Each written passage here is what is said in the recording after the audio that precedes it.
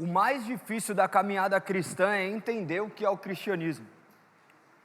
Nos foi deixada uma palavra, do qual, aos poucos, nós vamos tentando desvendar aquilo que está escrito, porque nós não queremos acreditar que aquilo que está escrito é o suficiente. Daí nós vamos tentando cada vez mais criar coisas em cima do que está escrito. E daí a gente acha que existe uma maneira diferente de fazer aquilo que está escrito. Sempre foi assim na história. A religião sempre existiu. A religião faz parte da natureza humana. Você vai buscar em povos primitivos, eles tinham a sua maneira de cultuar um Deus, com D minúsculo ainda que seja, mas eles estavam, de certa forma, inclinados a isso. O ser humano já nasce inclinado a isso. Quem já fez parte de mais do que uma crença aqui, de uma religião? Quem já não acreditou em Deus? Só eu? Já tem 2, 3, tá vendo? Mas ainda não acreditando em Deus, você nega alguma coisa. Como? Como que você vai negar algo que não existe em sua teoria? Então, automaticamente, no seu subconsciente, você nega alguma coisa que aparentemente exista, mas você se nega a se curvar diante dela. Então, observe que o ser humano é esse ser religioso. O ser humano, nos seus momentos de aflição, ele se fecha e fala em silêncio a algo maior. E por incrível que pareça, nós temos a mera convicção de que isso está respondendo. Todos nós que estamos aqui, justamente por sermos cristãos em tese, nós já nos curvamos diante de Deus e pedimos para que Ele interferisse em coisas que nós não conseguimos. Quantos pedidos nós já fizemos a Deus, quantas coisas nós já falamos com Deus de maneira íntima, ainda que sejam pedidos completamente desprovidos de qualquer embasamento bíblico. Teve gente que já orou por mulher que era casada, por homem que era casado. Fala assim: ó, Senhor, aquele casamento não é de Deus, mas se eu casar com ela, se torna de Deus. Você pode orar por coisas ilícitas. Me faça que eu prospere nisso daí, mas seu negócio é ilícito e você quer que prospere. Então, nós vemos que a maioria das vezes nós estamos desconectados de Deus. Por quê? Porque Deus escolheu se revelar. Nós sabemos o que é Deus. Nossa fé é uma fé clara. Nossa fé está embasada em algo que pode ser questionado por qualquer pessoa. Sabe por que você fala às vezes que você é cristão e as pessoas falam: mas cristão faz isso? Porque até um incrédulo sabe o que o cristão deve fazer ou não. Porque está escrito. Ele não segue, mas ele sabe o que está escrito. E mesmo se ele ainda não sabe o que está escrito, isso daí já emana do próprio ser. Do próprio ser já consegue discernir o que é certo e errado. Nossos filhos conhecem a palavra? Pouquíssimo, mas quando ele faz alguma coisa ruim, automaticamente ele já manifesta que alguma coisa ele não fez certo. Essa questão de estar escrito é de total relevância para os nossos dias. A fé que você disse ter está baseada na palavra? Se sim, por quê? A questão que eu estou fazendo é vocês refletirem para compreenderem. Se não passa por uma reflexão, é meramente uma repetição. Uma repetição de comportamento. Quantas vezes nós ficamos repetindo simplesmente comportamentos? Amanhã, se surgir uma modalidade nova, você vai se curvar a ela porque aparentemente dá resultado. Pensa que é como sempre acontece. São épocas. Chegou uma época que era a moda abrir japonês, restaurante japonês. Daí a pessoa pegava, olhava um restaurante japonês e falava assim: meu, o cara está ganhando dinheiro, eu também vou abrir um desse. Ele vai lá, abre um restaurante japonês e quando ele vê, não deu certo. Porque ele simplesmente copiou, ele não foi ver que o cara estava acordando cedo e comprar o melhor peixe, que ele estava treinando todos os funcionários. Adequa isso a qualquer tipo de negócio. Ele não observa toda a essência. É a mesma coisa que acontece com a religião. Se oferecerem para vocês um Deus que aparentemente traz resultado, você aceita. Por quê? Você está buscando resultado, você não está buscando Deus. A maioria de nós somos inclinados a satisfazer nossos desejos. Nós buscamos, no final das contas, um Deus que satisfaça as nossas necessidades. Nós não conseguimos enxergar Deus como Senhor soberano sobre todas as coisas. Nós queremos alguém para resolver nossos problemas que nós não conseguimos. Ou até conseguimos, mas nós temos preguiça, daí a gente quer que Ele resolva coisas que nós poderíamos simplesmente resolver. Quero que o meu trabalho melhore, o que eu tenho que fazer? Ser o melhor funcionário. Quero que o meu casamento melhore, o que eu tenho que ser? O melhor marido. Quero ser o melhor pai, o que eu preciso ser? Mais fiel às Escrituras, buscar mais conhecimento. E Deus já nos deixou isso. Só que a gente está buscando sempre esse agir sobrenatural. A gente não entende que o sobrenatural de Deus é nós já estarmos vivos. Você saiu da sua casa, você agradeceu por mais um fôlego de vida? Você agradeceu porque ainda você consegue...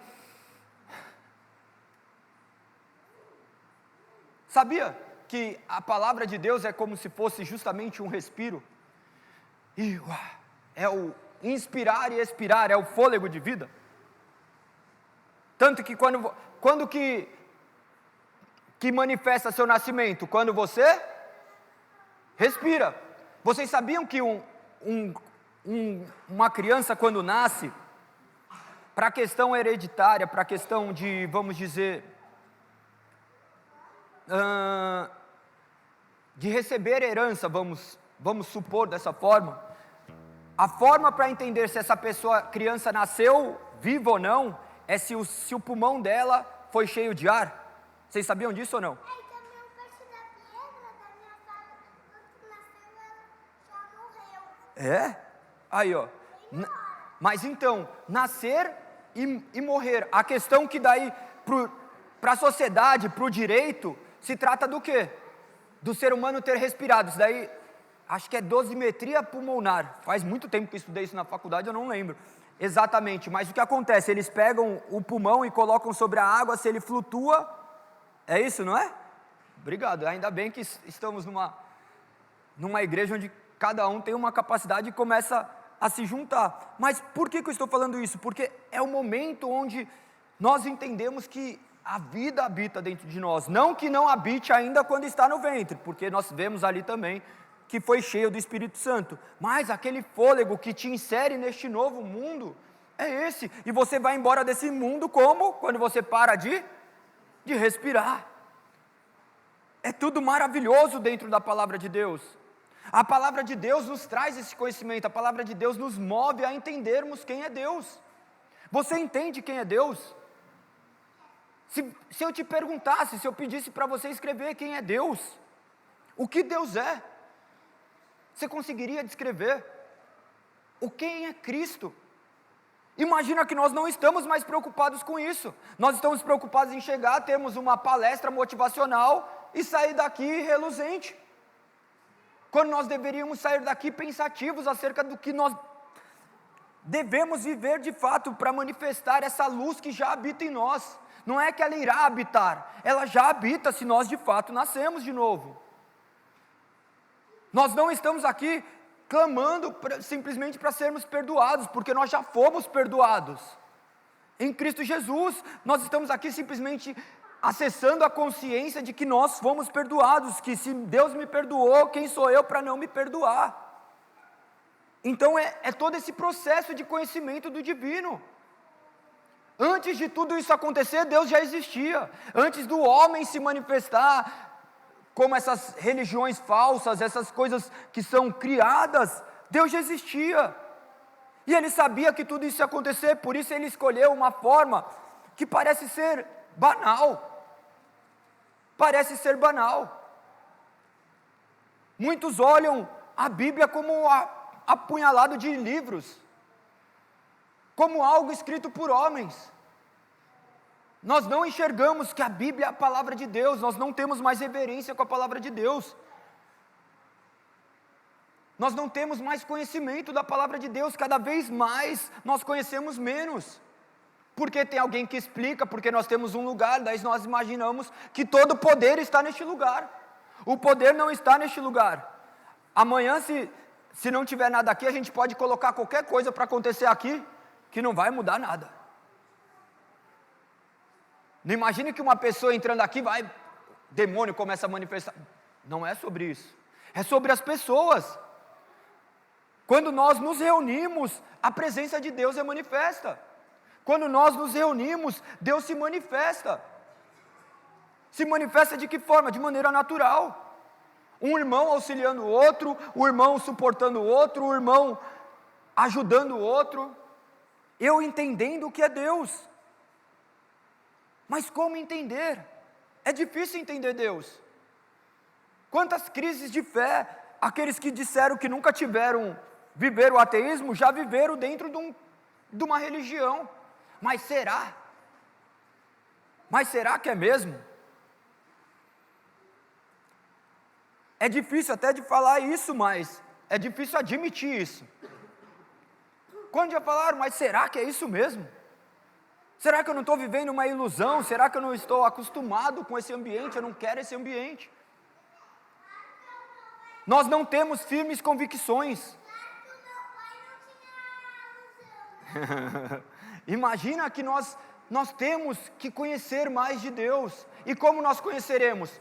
Meditando nas Sagradas Escrituras, conhecendo a Bíblia de Gênesis a Apocalipse, conhecendo o contexto inteiro, para que a gente possa, de fato, conhecer quem que é esse grande eu sou, que antes de Abraão nascer, ele já era. Que nós possamos compreender toda essa sua mensagem, de maneira que ela possa impactar nossas vidas, de maneira prática, e não apenas nos iludir para que a gente viva um cristianismo superficial. Vamos continuar a exposição do capítulo 8 do Evangelho de João. Nós estamos no verso 56 e hoje nós iremos até o verso 59. Quem precisar de uma Bíblia, levante seus braços que...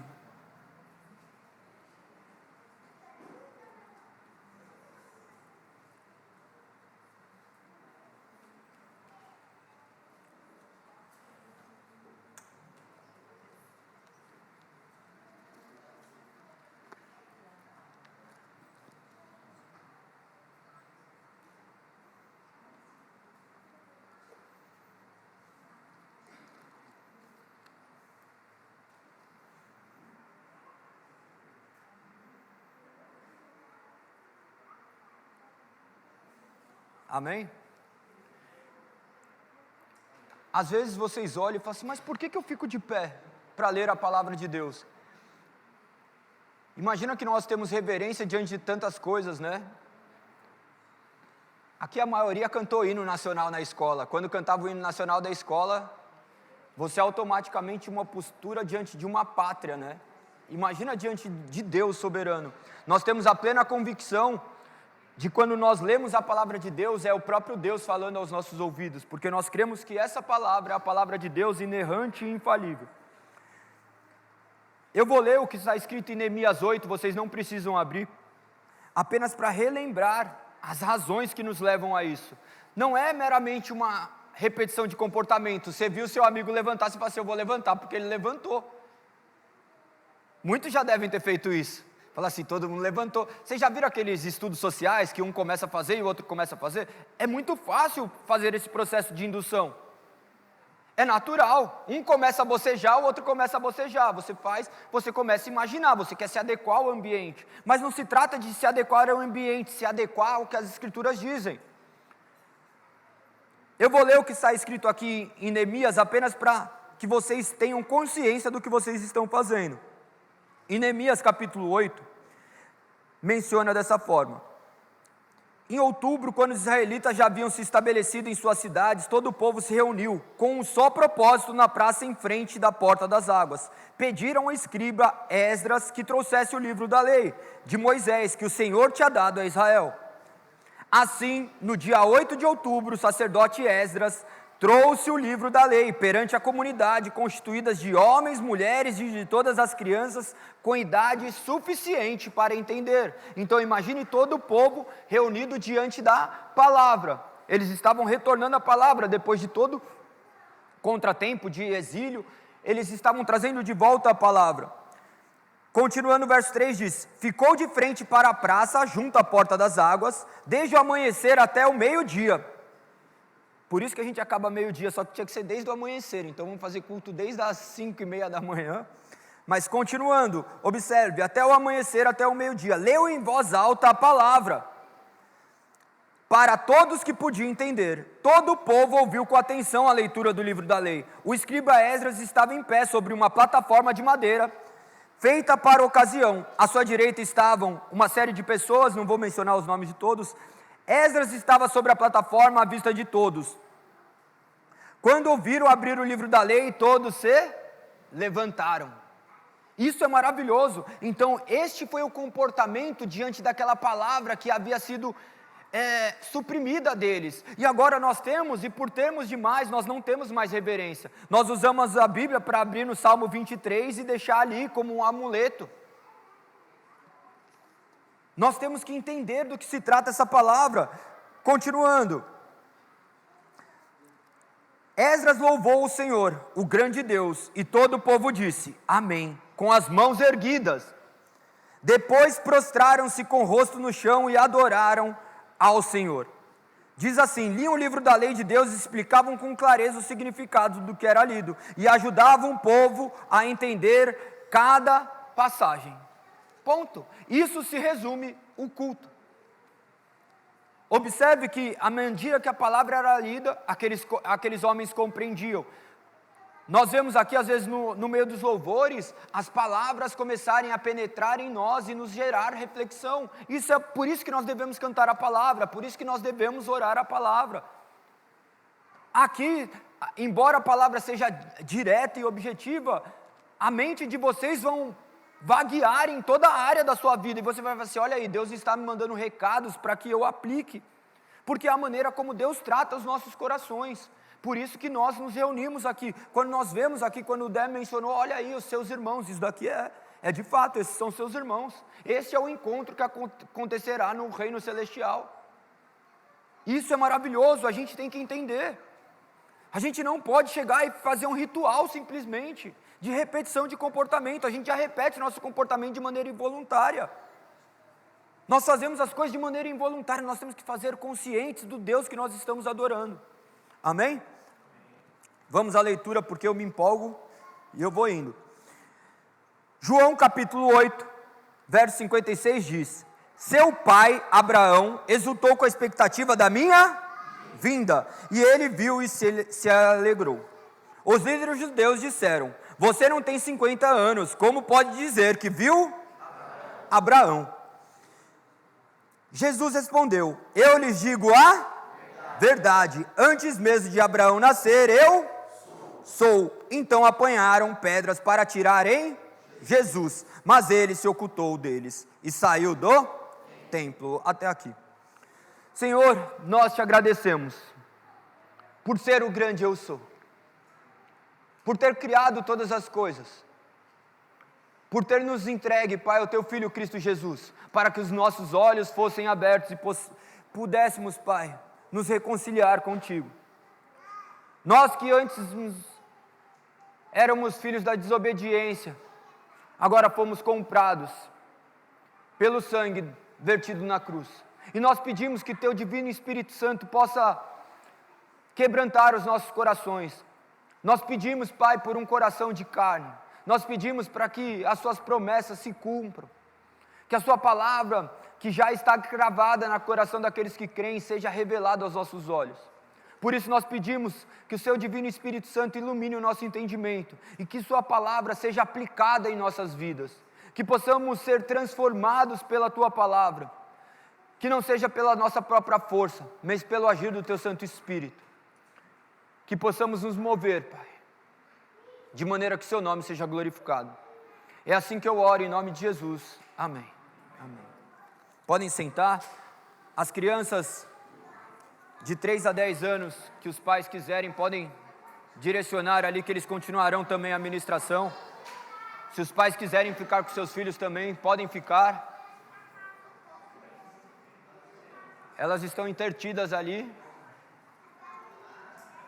Aí, ó. E é sempre o Levi.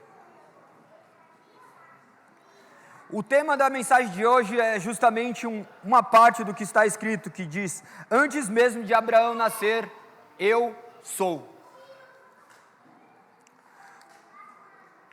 Para podermos compreender o cenário do qual nós estamos inseridos, nós estamos no capítulo 8, onde retrata justamente Jesus se revelando mais uma vez àqueles homens do quais tinham conhecimento da lei, mas não haviam entendido a revelação de Jesus sendo o Messias que haveria de vir. E ele começa a se declarar como sendo o verdadeiro eu sou, a luz que veio ao mundo, a palavra, o verbo encarnado, o Filho de Deus.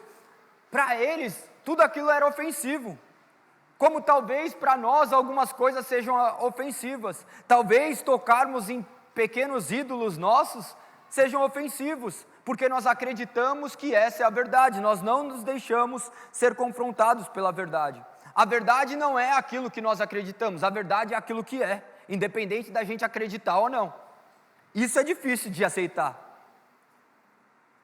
Prova disso é que nós constantemente entramos em embates intermináveis tentando defender pontos de vistas, porque nós queremos que a nossa verdade se sobreponha. E a palavra de Deus, ela é a verdade, independente do que a gente acha ou não acha, independente da sua opinião, da minha opinião, ela continuará sendo o que é. E ela já foi revelada a esses homens, de maneira que nos foi deixado escrito.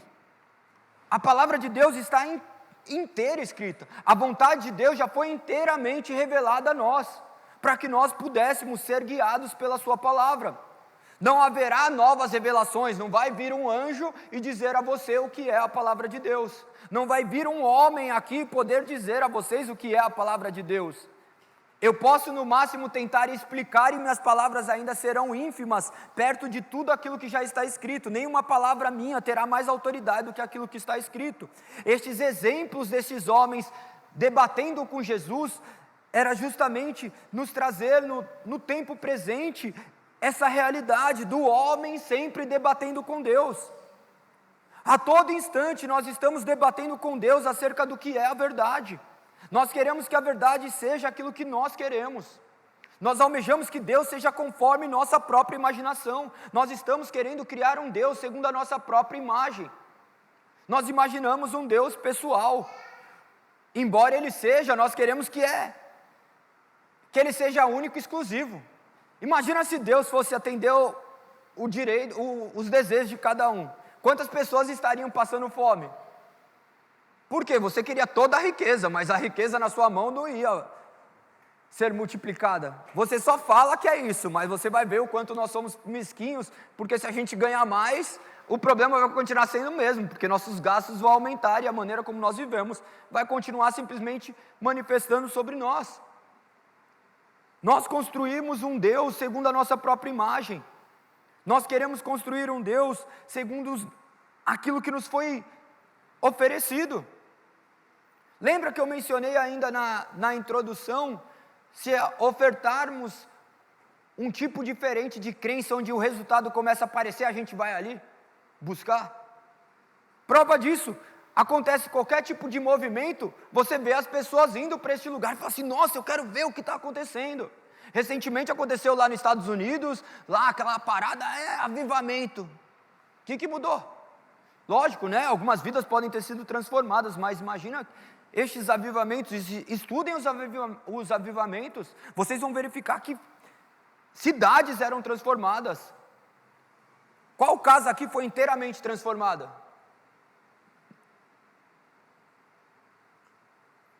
Quer que eu pergunte de novo? Qual casa aqui foi inteiramente transformada? Olha aí, não é só você que está assim, todo mundo. É triste, mas a gente vive numa Disney. Tudo perfeito não é perfeito. Este não é o mundo perfeito. Nós vivemos numa cosmologia anormal. O que é isso? Imagina que o mundo foi feito e ele vai se autodestruindo, ele não está se renovando tentando ficar perfeito, ele caminha para destruição. Então essa é a realidade, o Sol vai chegando cada vez mais perto da Terra, a Terra vai girando cada vez mais devagar, você vai ver o mundo vai se se autodesfazendo. E a palavra diz que o mundo se desfará como roupa velha. Imagina que no final das contas tudo está se destruindo e nós imaginamos que tudo vai ficar mais perfeito. Nós queremos que nossa vida fique mais perfeita. Vocês não querem que a vida fique mais perfeita? E aí está a nossa frustração, porque nós queremos a perfeição onde não existe. Daí a gente começa a se frustrar, daí alguém oferece uma perfeição, você fala assim, eu vou ali porque eu quero. E você fica a vida inteira lutando por uma perfeição que não vai existir. Mas faça isso, faça aquilo que será perfeito. Daí você quer se esforçar, porque você quer se basear numa fé que é baseada em você, não no que Cristo fez. Cristo já efetuou em nós. Cristo já fez em nós, Ele já curou aquilo que antes nos separava de Deus. E agora nós temos que simplesmente acessar isso e por intermédio da palavra, ela é revelada a nós. A palavra de Deus não é uma palavra humana. A palavra de Deus revela quem é Deus. A todo instante Deus escolheu se revelar por intermédio da palavra. Ele vai te cobrar pela revelação da palavra. Ele não vai cobrar o irmãozinho que chegou para você e falou assim, Deus mandou te falar, e você não escutou ele. Ele não vai chegar lá no céu e falar assim, você não escutou seu irmão que eu mandei falar? Ele vai falar assim, estava escrito, você não leu? Ele tem responsabilidade com a palavra dele, não que o homem fala, embora tudo esteja no seu controle soberano. Mas nós somos chamados a sermos obedientes e escutarmos a palavra de Deus. Aqueles homens tinham Jesus frente a frente, eles acreditaram nele? Quem acreditou em Jesus? Ninguém. Nós vimos que ninguém acreditou em Jesus. Alguns ficaram compadecidos, viram, mas nós estudamos agora em Marcos, meditando em Marcos, nós estamos chegando no final, nós vimos que todos falharam, meus irmãos, e nós agora achamos que nós somos os perfeitos. Nós não seremos perfeitos, mas nós podemos ser guiados pela perfeição que é a palavra. A palavra manifestará as imperfeições de nossas vidas, como Jesus estava manifestando esses homens. Este capítulo, ele tem milhares de detalhes que são necessários para que a gente possa enxergar nossa realidade. A palavra de Deus não visa deixar a gente meramente seres espirituais. Ela visa trazer a realidade de nossas vidas. Da mesma forma que ele fez. Jesus chegava quebrando tudo no templo, porque eles estavam fazendo coisas que não eram propícias, estavam em desacordo com a palavra. Da mesma forma que ele chega com o pé na porta da nossa vida e fala assim, está tudo errado, você quer que as coisas deem certo? Não tem como. Nós sabemos o resultado, é só olhar, não precisa ser evidente.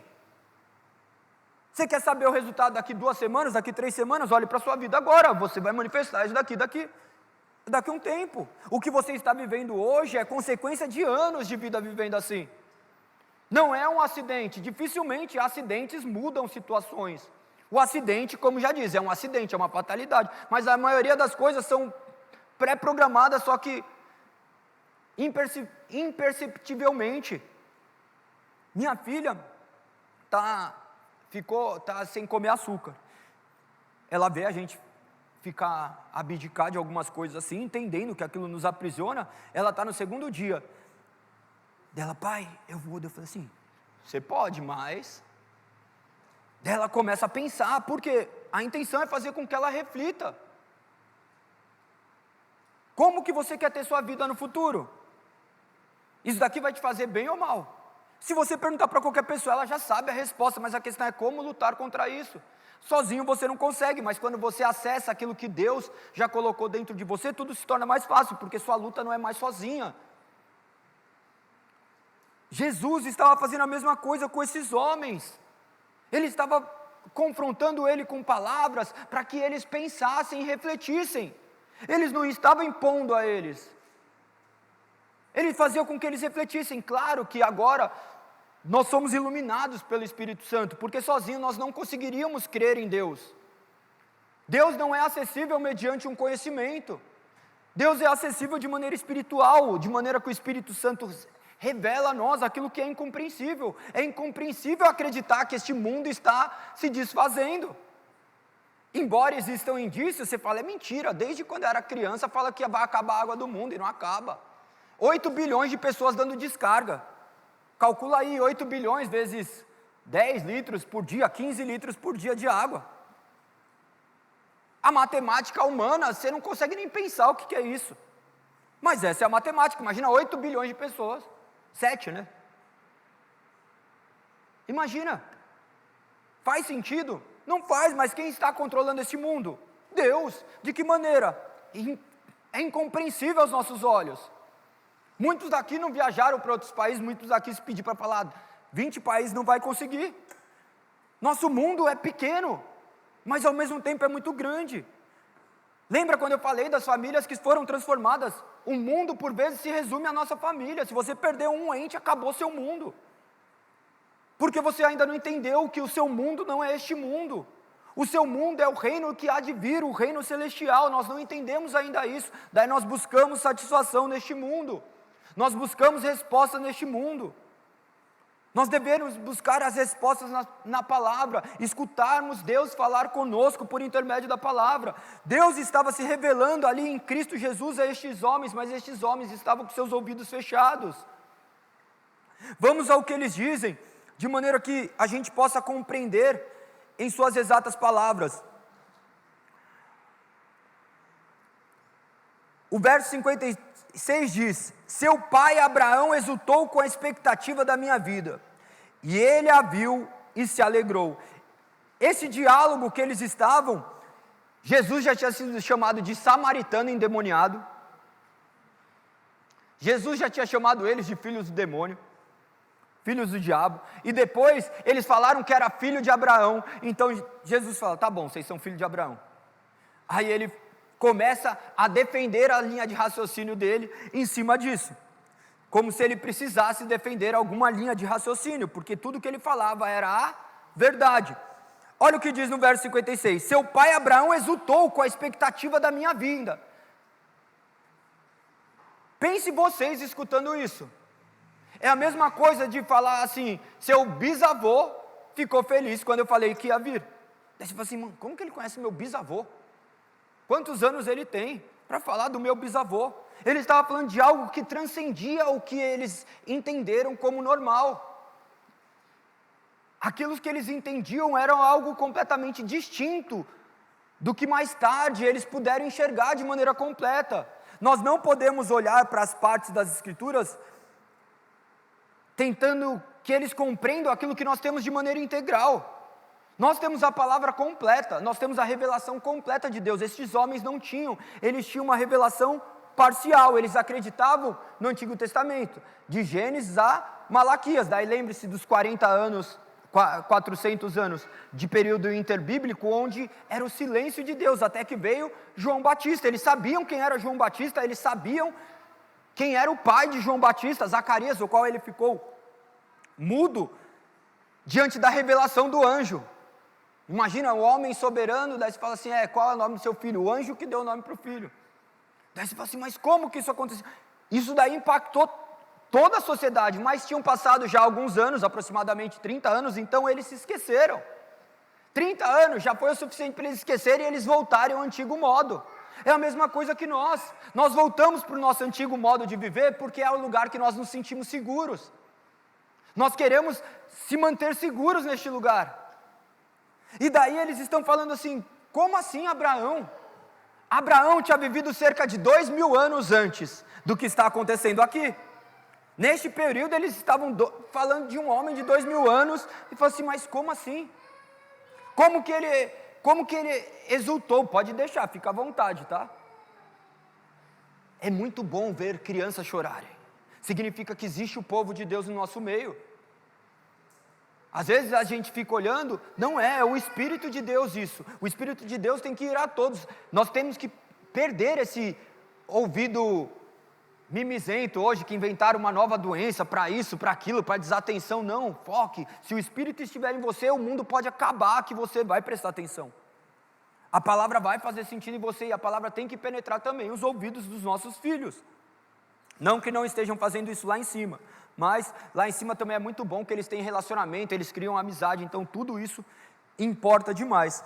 Mas voltando, imagina que ele disse que o pai, que era Abraão, ficou feliz, exultou, exultante diante da vinda dele.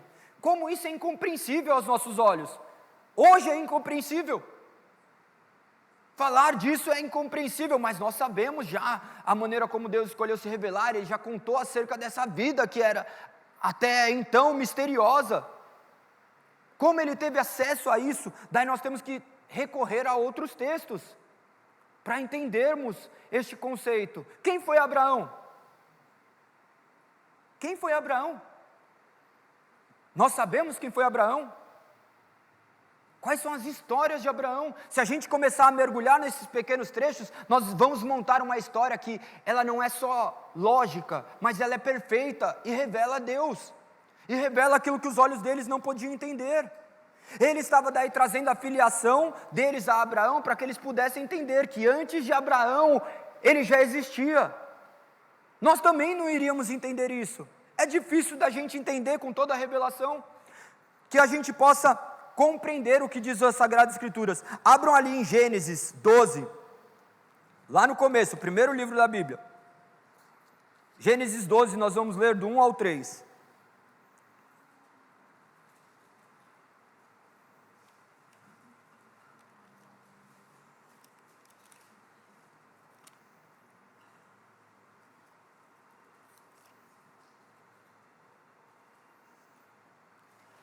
Acharam?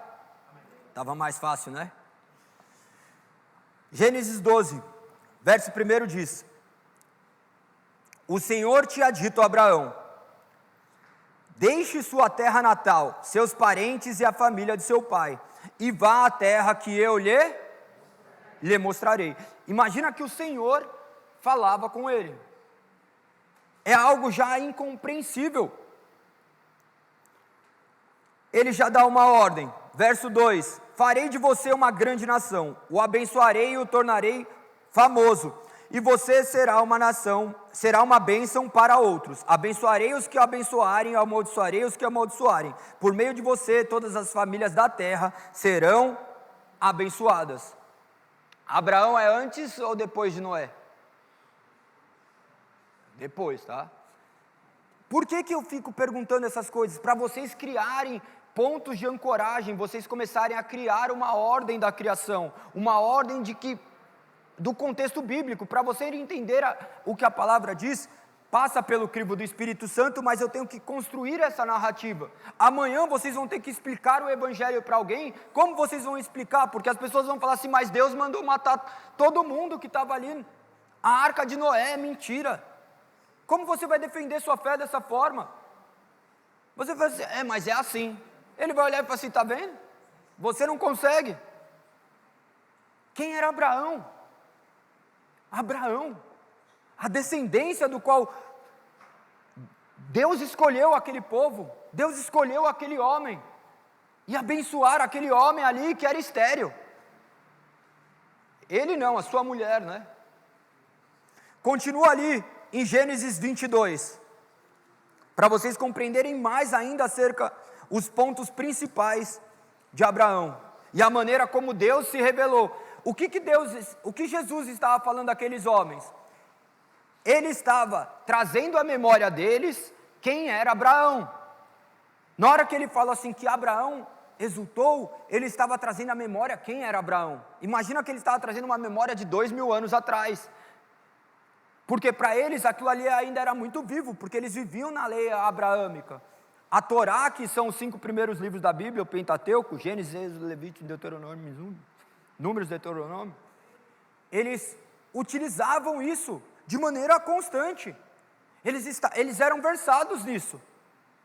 Eles sabiam, não era que nem a gente que tem capítulo e versículo para decorar. Eles sabiam o lugar. Olha o que diz em Gênesis 22. É uma das histórias mais magníficas também da palavra. Algum tempo depois, Deus pôs Abraão à prova. Abraão, Deus chamou. Sim, respondeu Abraão, aqui estou. Deus disse: tome seu filho, seu único filho Isaque, a quem você tanto ama, e vá à terra de Moriá. Lá em um dos montes que eu lhe mostrarei, ofereça como holocausto. Imagina que era o único filho, e ele havia sido dado uma promessa que ele seria pai de multidões, e o único filho ele tem que sacrificar. Imagina você escuta uma voz assim. Isso contrariava tudo da época. Mas, no entanto, ele era obediente à voz de Deus, porque era a maneira como Deus havia escolhido se revelar. E a característica do homem, servo de Deus, é a obediência. Obediência à voz de Deus. E a voz de Deus é aquela voz da nossa cabeça? Sim ou não? Não, a obediência ao meu sentimento, ao meu coração? Não, nosso coração é enganoso. Quantas vezes você não quis seguir o que seu coração diz? Você se lascou. Você está confessando, né? Coração está machucando. Mas observe que nós não compreendemos que a palavra de Deus é a maneira como nós obedecemos, mas Deus escolheu se revelar de outra forma lá. E ele era obediente àquilo que Deus havia revelado. Só que ele não sabia o que iria acontecer, mas ele confiava. Olha o que diz. Vocês sabem o que é holocausto? Como que é esse sacrifício? É de queima. De queima. Olha o que diz no terceiro verso. Na manhã seguinte, Abraão se levantou cedo e preparou seu jumento. Levou consigo 2 de seus servos e seu filho Isaque. Cortou lenha para o fogo do holocausto e partiu para o lugar que tinha indicado. No terceiro dia da viagem, quantos dias de viagem? 3 dias. Observem as conexões com Cristo, depois se revelando acerca de 3 dias. Aqui era a revelação justamente de Cristo. Então ele estava trazendo para aqueles homens a revelação de que ele estaria ali, porque ele já havia falado da sua promessa de que aquele templo seria reconstruído em 3 dias. Ele estava manifestando. Então ele trazia para a revelação do passado aquilo que já era sombra, que depois ele veio trazendo de maneira muito clara. Continuando. No terceiro dia de viagem, Abraão levantou os olhos e viu o lugar de longe. Fiquem aqui com o jumento, disse ele aos servos. O rapaz e eu iremos mais adiante. Vamos adorar e depois voltaremos. Abraão pôs a lenha para o holocausto nos ombros de Isaque, e ele próprio levou o fogo e a faca. Uma expectativa bíblica, você já vê justamente a clara manifestação do processo de crucificação, que mais tarde vocês entenderão lendo o restante. Continuando o verso 6. Enquanto os dois caminhavam juntos, Isaque se virou para Abraão e disse: Pai? Sim, meu filho, respondeu Abraão. Temos fogo e lenha, disse Isaque, mas onde está o cordeiro para o holocausto? Imagina que ele já entendia, ele viu deixando e falou assim: mas o que está acontecendo? Verso 8.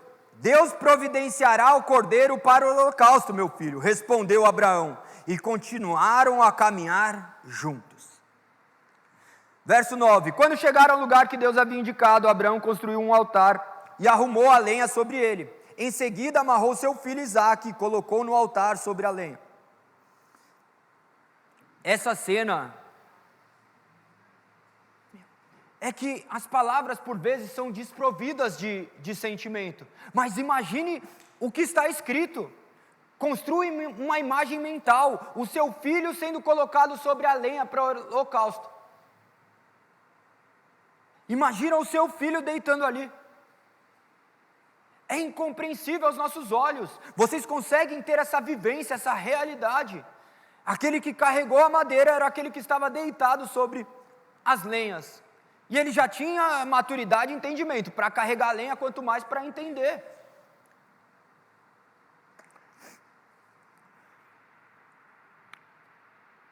Em seguida amarrou seu filho Isaque e colocou no altar sobre a lenha. Verso 10. Então pegou a faca para sacrificar o filho e disse... Sacrificar o filho. No verso 11 diz: nesse momento o anjo do Senhor o chamou do céu. Abraão, Abraão. Aqui estou, respondeu Abraão. Imagina a ponto de pegar uma faca. Imagina a tamanha obediência e reverência que ele tinha a Deus. Observe por que ele é considerado um dos patriarcas. Quem são os patriarcas, lembra? Quem? Abraão, Isaque e Jacó. Ele escutando essa voz mediante as suas facas em mãos. Ele responde, aqui estou, verso 12, não toque no rapaz, disse o anjo, não lhe faça mal algum. Agora sei que você teme a Deus de fato, não me negou nem mesmo seu filho, seu único filho. Essa era a fé de Abraão. Então Abraão levantou os olhos e viu um cordeiro preso pelos chifres no arbusto. Pegou o carneiro e ofereceu como holocausto em lugar do filho. Imagina Deus enviando a providência justamente como foi feito com Cristo. Colocando Cristo para morrer pelos seus filhos. Ele estava contando aquela história, só que os olhos deles estavam tampados para enxergar isso. Consegue enxergar isso ou não?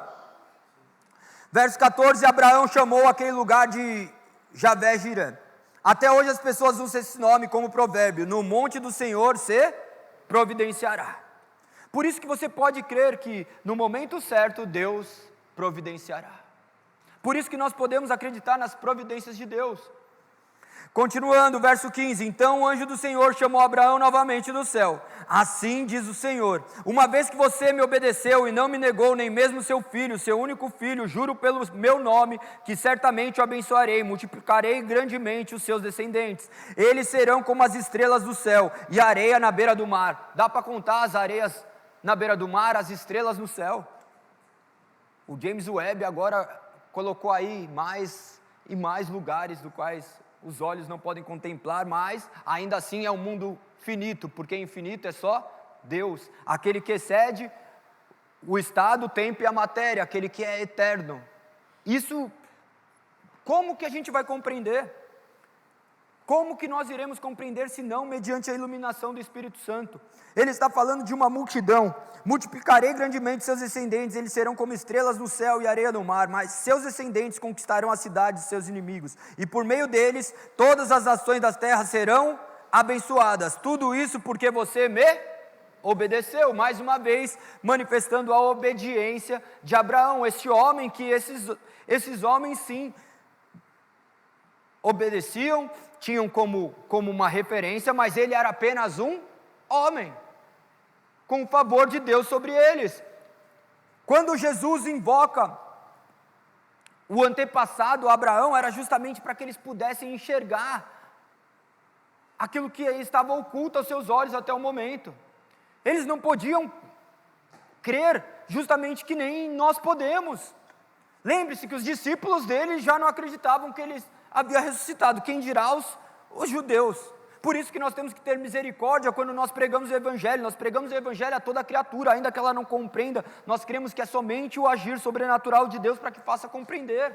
Nós simplesmente pregamos o Evangelho, crendo que é o Espírito que irá agir e transformar aqueles que estavam cegos naqueles que enxergam. Observem ali em Hebreus capítulo 11. Vocês vão entender agora o restante, onde pode resumir essa questão de Abraão, para que vocês saiam bem com a certeza do que foi Abraão e de por que ele é justamente chamado de o pai da fé. Hebreus capítulo 11.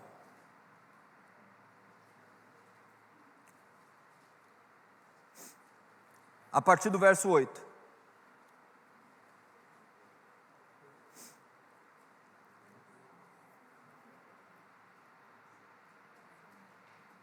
Acharam? Diz assim: pela fé Abraão obedeceu quando foi chamado para ir a outra terra, que ele receberia como herança. Ele está resumindo aquilo que estava no Antigo Testamento. Vocês leram de maneira integral os principais pontos, e agora vocês estão lendo de maneira do como o escritor fez para que a gente pudesse ter acesso de maneira um pouco mais resumida. Mas lembre-se que a Bíblia é Bíblia de Gênesis e Apocalipse. Por vezes, pessoas têm se atentado somente ao Novo Testamento. Quantos aqui já leram o Novo Testamento inteiro? Quantos não leram ainda o Novo Testamento? Nós temos que ler de maneira integral para podermos compreender toda a complexidade e analisarmos de uma maneira um pouco mais abrangente do que se trata essa palavra. Continuemos a leitura. Pela fé Abraão obedeceu quando foi chamado para ir a outra terra, que ele receberia como herança. Ele partiu sem saber para onde ia. Verso 9. E mesmo quando chegou à terra que lhe havia sido prometida, viveu ali pela fé, pois era como estrangeiro, mesmo morando em tendas. Assim também fizeram Isaque e Jacó, que herdaram a mesma promessa. Abraão esperava confiantemente pela cidade de alicerces eternos, planejada e construídas por Deus. Olha a fé de Abraão naquilo que Deus prometeu que haveria de vir. A fé está justamente a acreditar naquilo que os seus olhos não podem contemplar, naquilo que excede em seu entendimento. Tanto que, olha o que diz o verso 1, voltem para o verso 1, do que se trata a fé. Vocês já ouviram muito, mas talvez não se atentem que está escrito justamente nesse verso. A fé mostra a realidade daquilo que esperamos, ela nos dá a convicção de coisas que não vemos. Pela fé, pessoas em tempos passados obtiveram a aprovação. Pela fé entendemos que todo o universo foi formado pela palavra de Deus. Assim, o que se vê originou daquilo que não se vê. Continuando, voltem lá para os versos 13, né?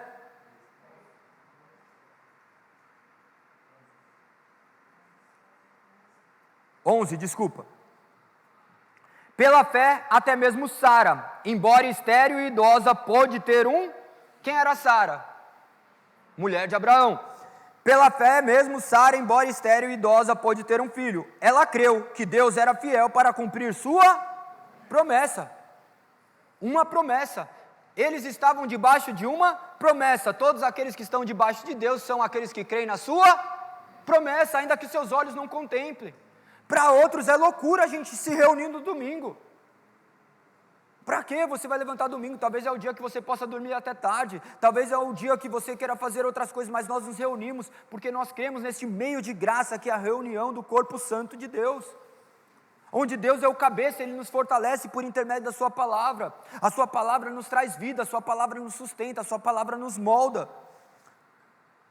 Continuando. Verso 12, e assim uma nação inteira veio deste homem velho e sem... Olha ali, ainda retrata velho, você é chamado de velho, você reclama.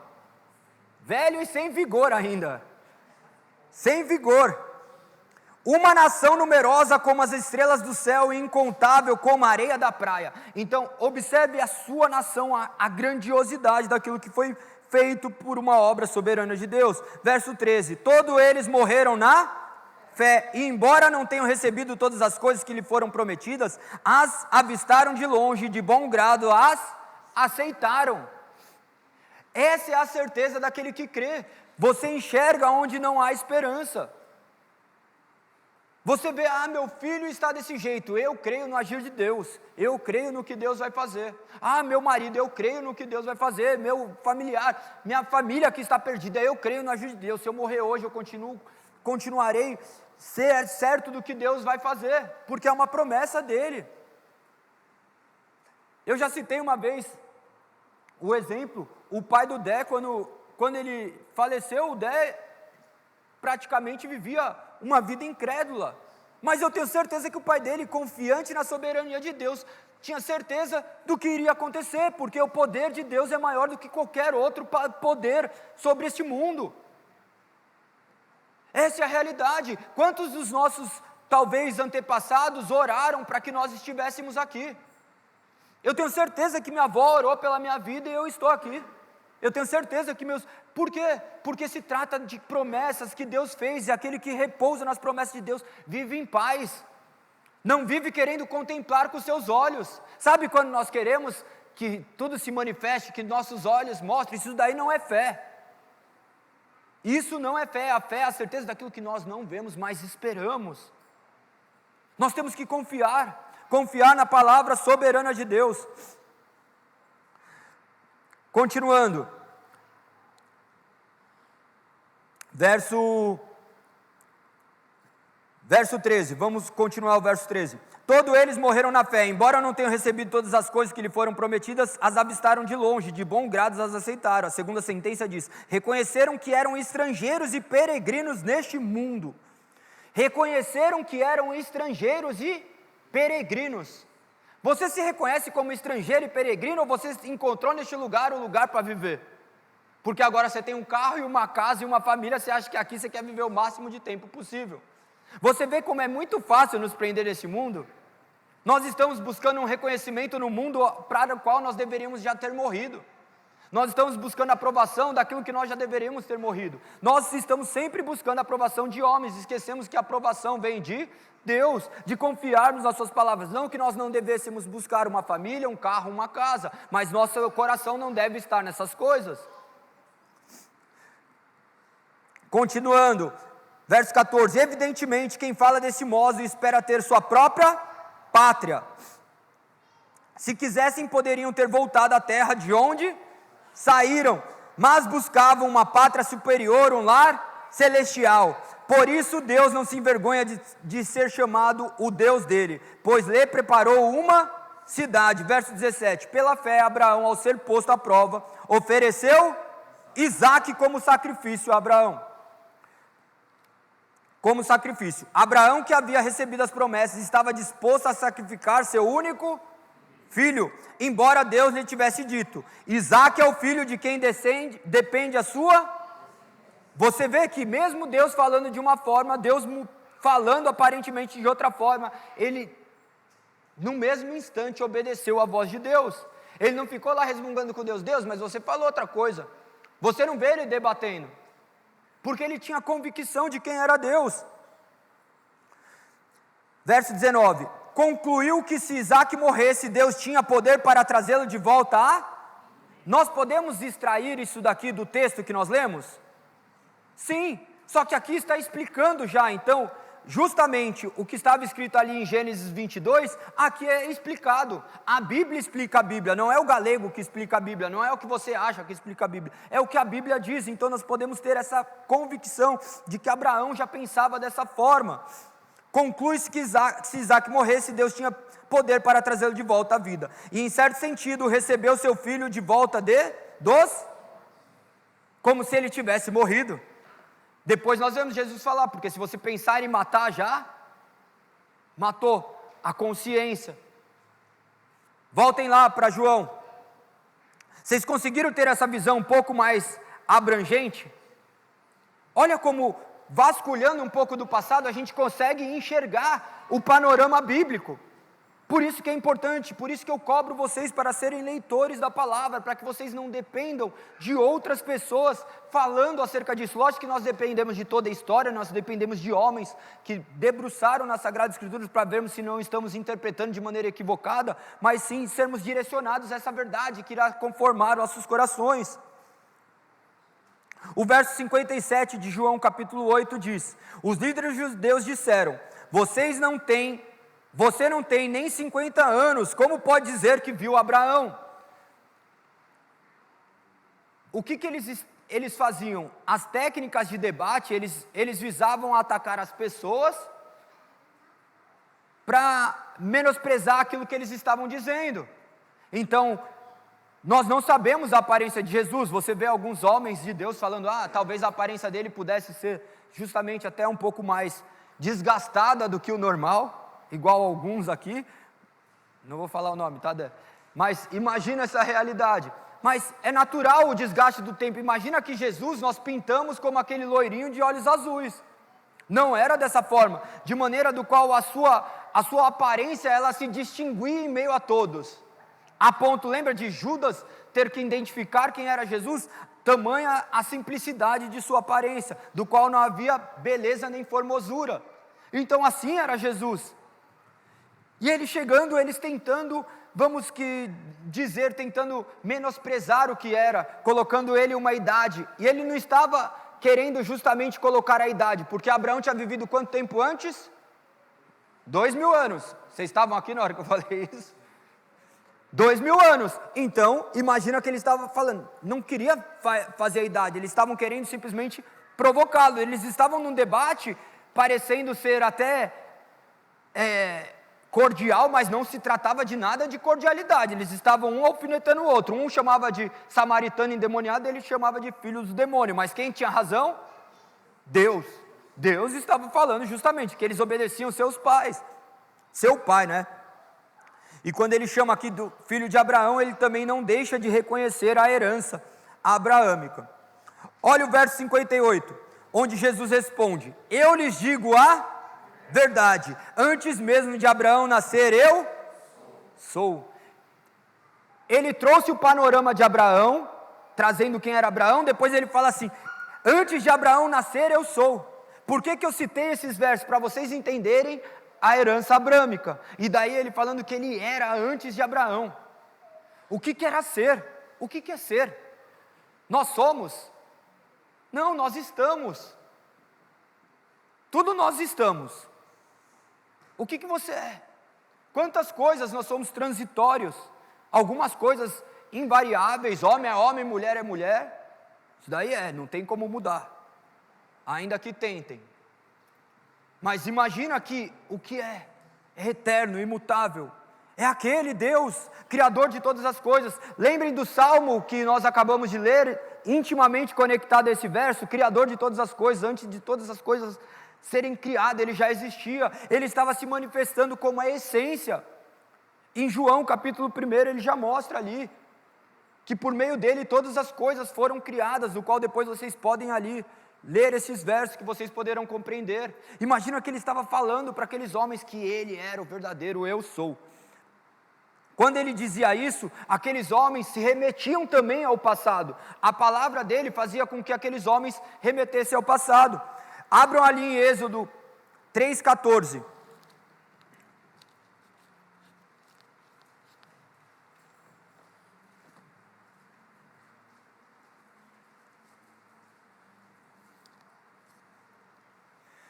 Lembra de Moisés diante da sarça ardente?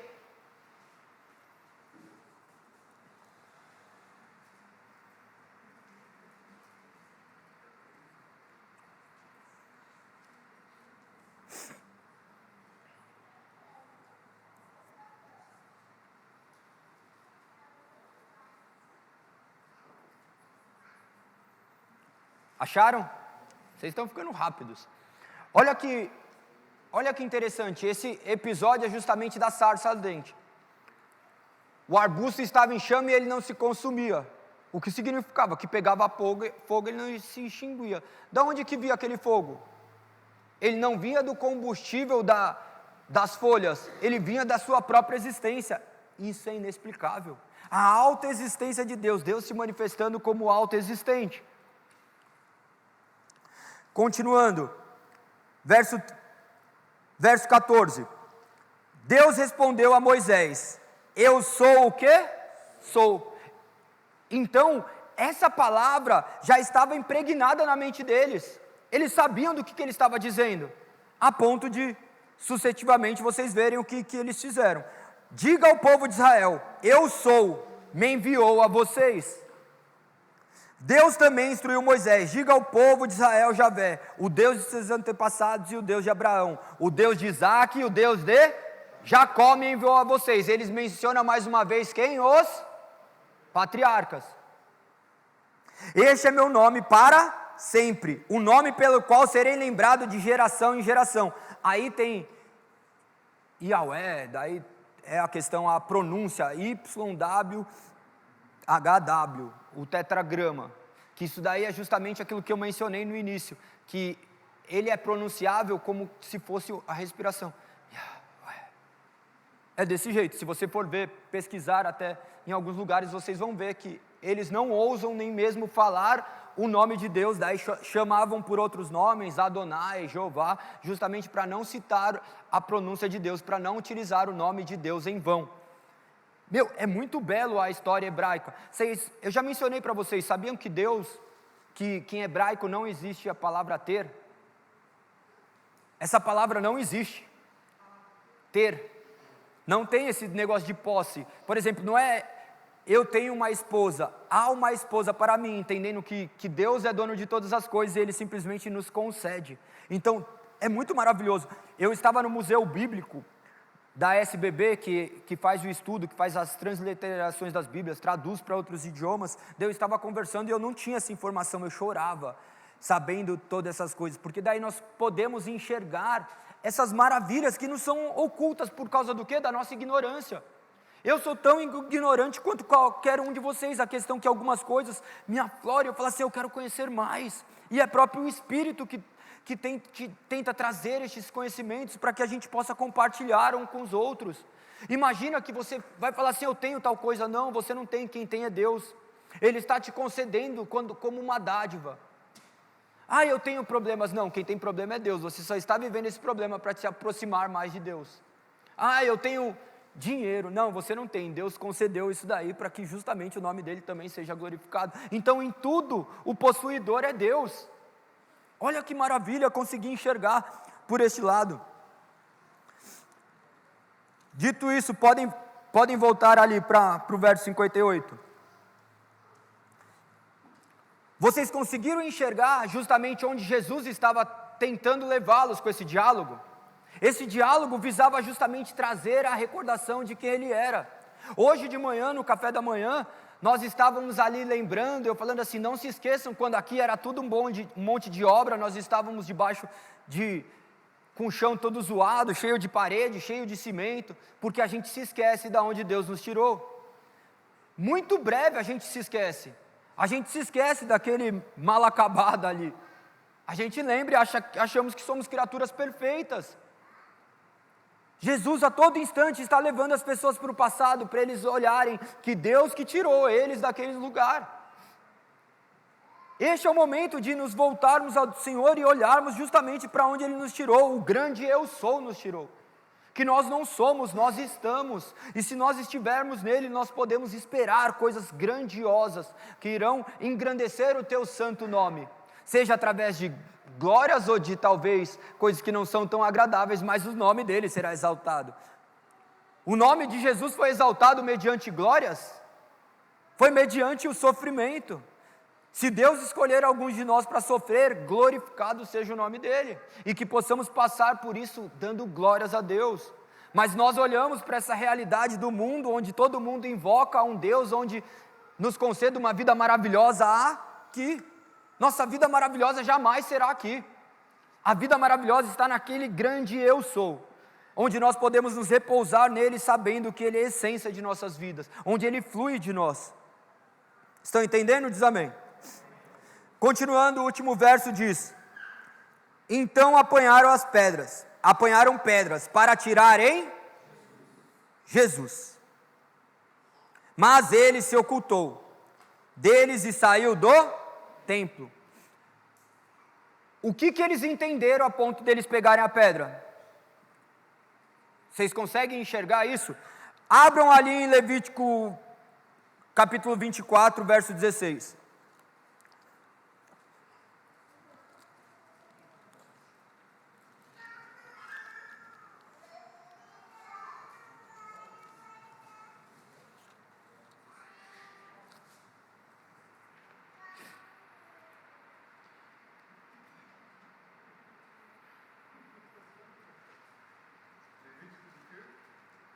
24, 16.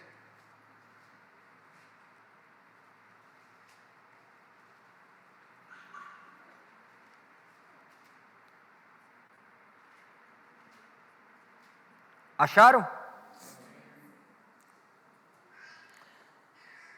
Olha o que diz: quem blasfemar o nome do será morto por apedrejamento por toda a comunidade de Israel.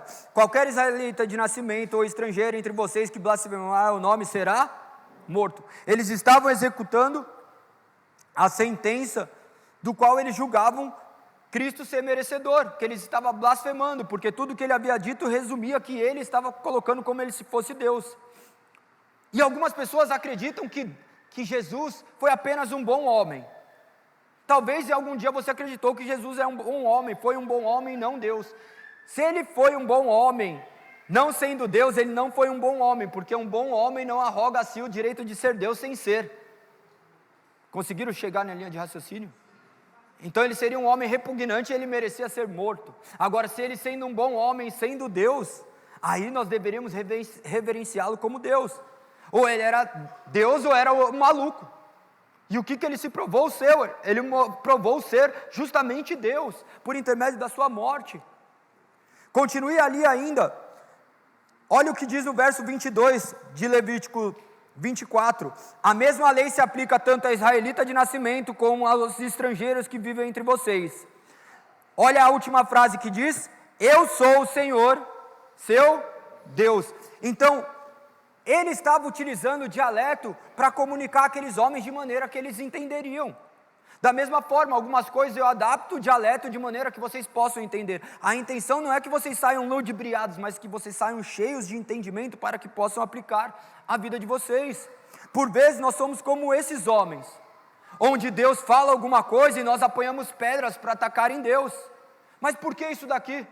Mas por que isso? Eu interpreto de maneira diferente. A maneira como nós interpretamos pouco importa. O que importa é a palavra de Deus. Nós temos brigado com o Senhor por conta das coisas que acontecem na nossa vida, e nós não entendemos que o errado na nossa vida somos nós, que devemos nos adequar aos seus ordenamentos. E eu não me adequo ao ordenamento para ser aceito. Eu me adequo ao ordenamento porque eu fui aceito. Porque eu fui transformado, agora eu consigo obedecer a Deus, eu consigo caminhar de acordo com a sua palavra. Que nós possamos, neste momento, nos voltarmos ao Senhor, sabendo que o Senhor é soberano sobre todas as coisas. Ele tem palavras que podem nos trazer vida. Imagina que aqueles homens, ainda tentando apedrejar Jesus, de maneira sobrenatural, ele se ocultou. Como ele fez isso? Alguns estudiosos imaginam que justamente ele pode ter desaparecido, porque posteriormente nós vemos ele atravessar uma porta. Agora, como foi isso? Jamais poderemos compreender. O que nos resta é simplesmente entender que ele se ocultou deles e saiu do templo. Como? Nós não sabemos, mas nós sabemos que ele fez, porque assim está escrito. Que dessa forma nós possamos também compreender tudo aquilo que ele quer fazer em nossas vidas. Que ainda assim, nós sendo aqueles que o apedrejamos, nós sendo aqueles que o açoitamos, sendo aquele do qual ele morreu por nós, ele ainda saiu, se ocultou, de maneira que agora seu Espírito é vivo dentro de nós, e nós podemos reconhecê-lo como o único e suficiente Salvador. Se você ainda não o reconheceu como o único e suficiente Salvador, este é o momento. Este é o momento de você se voltar a Deus, pedindo perdão, entendendo que em Cristo Jesus há reconciliação, e que agora é uma novidade de vida, que nossa vida possa ser transformada diariamente, por intermédio do conhecimento da sua palavra, e não por intermédio de rituais que nos levem a algum lugar, pois a sua palavra é o suficiente para trazer vida àquele que está morto. Que a luz brilhe nas mais densas trevas que habitam ainda em nós. Essa é a palavra do Senhor para hoje. Amém. Senhor, aqui está seu povo. Aqui está aqueles a qual o Senhor escolhestes, aqueles que o Senhor tenha revelado a sua palavra. Nós clamamos a Ti, Pai, efetue em nós aquilo que nós não podemos efetuar, nos transforme de maneira que nós não conseguimos nos transformar, seja a nossa força, Senhor, que possamos nos refugiar justamente na soberania da sua palavra, na sua grandeza. Cuide dessas pessoas que estão aqui, porventura clamando a Ti, Pai, que não sabem como clamar, mas que o Senhor, mediante o poder do Teu Santo Espírito, conduza as suas bocas e os seus passos para que se voltem a Ti. Nós cremos que o Senhor, Pai, por intermédio da Sua palavra, disse: os céus foram criados, e o sopro da Sua boca fez com que as estrelas nascessem. O Senhor estabeleceu o lugar e os limites dos mares, dos oceanos e todos os reservatórios da terra.